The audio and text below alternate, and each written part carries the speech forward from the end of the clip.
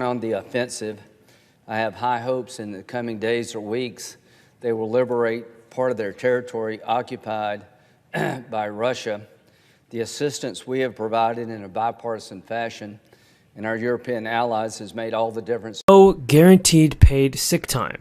So that's not cool, and that's not right, and it's definitely not good, and it's definitely not what we want to hear from Joe Biden.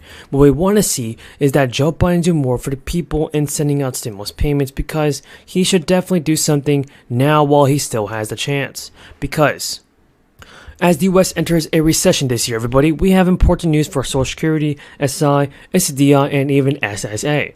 They have proposed a brand new stimulus program. When I say they, I'm talking about Democrats and Republicans.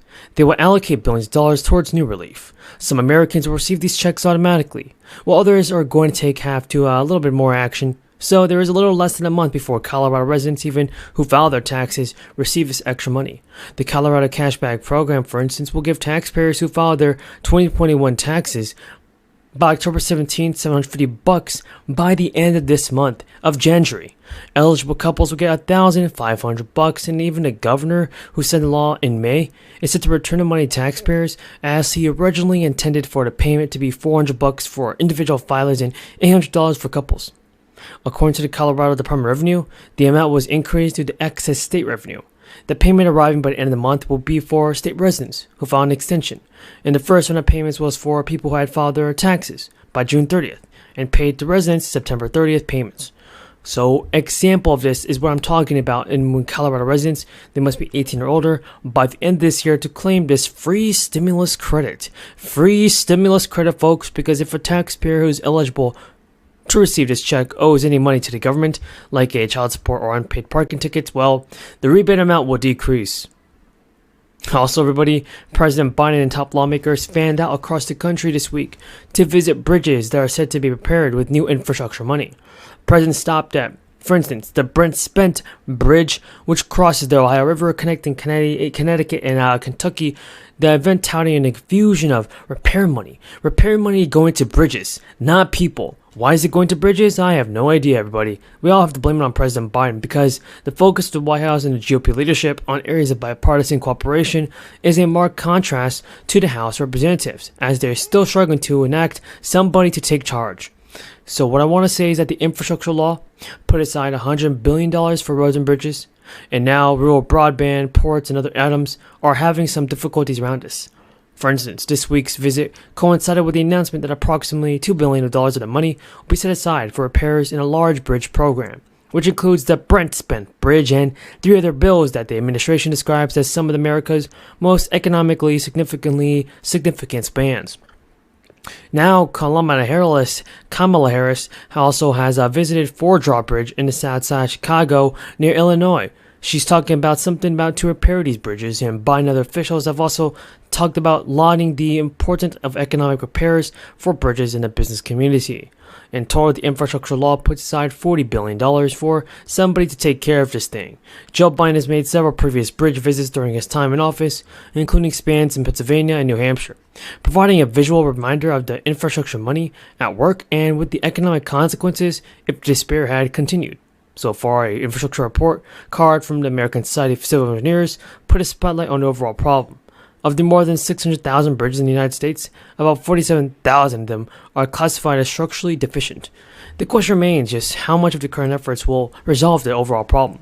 Civil Engineers estimates that $125 billion is needed for America's bridge repairing backlog, underscoring that additional investment will likely take place in the coming years. The Social Security Administration, there are more than 334,000 beneficiaries here in Palm Beach County. Seniors are the most vulnerable because they have no way of making more money. The complex offers seniors assistance where it can, but the property manager says he's never seen so many of their tenants struggling to pay their bills. What do you choose, food or rent? Charitable organizations now come by weekly to hand out food.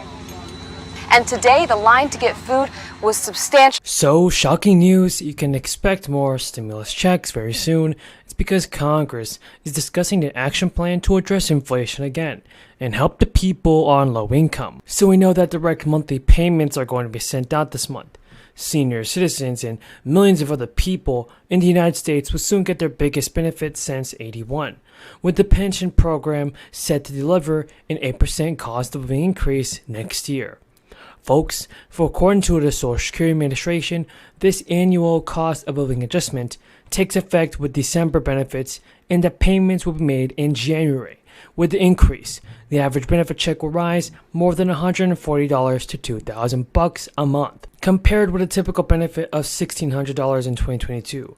The Social Security Administration adjusts payments annually based on the inflation rate, which this year has spiked to its highest level in 4 decades. Seniors lost purchasing power again during this year, since the 5.9% they received in 2022 is well below this year's rise in prices. According to an October survey by the advocacy group, the Senior Citizens League, about 4 in 10 seniors said they drained their emergency savings just to stay afloat this year. And folks, that's not good, because Mary Johnson, the Social Security and Medicare policy analyst at the Senior Citizens League, said anytime they go through a loss of buying power, it means they are exhausting other retirement sources, like savings or maybe even putting more on credit cards, or they might turn to safety net programs. So Johnson also added, "We have just been through a period where retirees are trying to cope and manage, and they've never been through anything like this before." The 8.7% COLA adjustment for 2023 will help seniors who have struggled with surging costs from gas to food. It may take some of them a while to rebuild their emergency savings or get back on solid financial ground. And so far, the Social Security Administration said that the January checks next year will be based on a recipient's birthday. Some experts have even noted that while the COLA increase will be a welcome sign for Social Security recipients, there's some implications to be aware of. For instance, the benefit hike could result in higher taxes. Single taxpayers who receive more than $25,000 in retirement income need to pay taxes again, and while the threshold kicks in at around $32,000 for married couples, it's a lot of money. And the average Social Security benefit for 2023 will be below the amount and almost reaching $22,000 per single recipient next year. But many seniors also have other sources of retirement income that could push them above the taxation threshold, especially accounting for the 8.7% boost in their monthly benefit checks. Plus, another issue is that seniors should be aware of its impact of their higher Social Security benefits on Medicare premiums. And that's because it's mostly an issue that will impact higher income seniors, since Medicare premiums work on a sliding scale based on income. Seniors who are single, for instance, and have an income of less than $97,000, along with those who are married with income above $194,000, will pay the standard Medicare premium of $164. But seniors who earn over those thresholds will pay higher Medicare premiums, ranging from about $230 to $560 a month. Now, it may not seem a lot, but it is a lot for these people. Because let's not forget, one expert even said the final idea to keep in mind is that their income has increased by the COLA. And the COLA, folks, it is a permanent boost for the Social Security income. They will need to plan a longer-term basis for the most efficient tax-saving strategies for taking their income and other decisions personally. The Social Security program is in need of reform, and it's very true. It does